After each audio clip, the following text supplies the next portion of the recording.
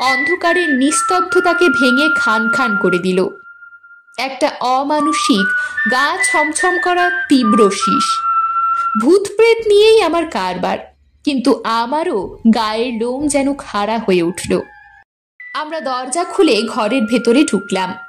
মুহূর্তে সেই শীষের শব্দটা আমাদের এক অনাহুত উপস্থিতিতে থমকে গেল, কিন্তু পরক্ষণেই আমাদের সচকিত করে শীষ শুরু হলো, যেন আমাদের ব্যঙ্গ করছে। শব্দটা যেন একটা ভয়ঙ্কর রূপ নিতে লাগলো। একটা প্রতিহিংসার সুর আমি স্পষ্ট অনুভব করলাম। ঠিক তারপরই কেউ যেন আমার কানে ফিসফিস করে বলল, শিগগির পালাও। আমি এর আগে কয়েকটা ঘটনায় এরকম সতর্কবাণী অক্ষরে অক্ষরে পালন করে সুফল পেয়েছি।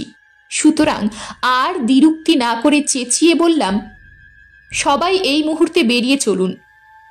তারপর এক লাফে সবাইকে নিয়ে বেরিয়ে এসে বাইরে থেকে দরজাটা বন্ধ করে দিলাম। ঠিক সঙ্গে সঙ্গেই ঘর থেকে একটা অস্বাভাবিক তীব্র আর্তনাদ আর ভয়ঙ্কর শীষের শব্দ ভেসে এলো।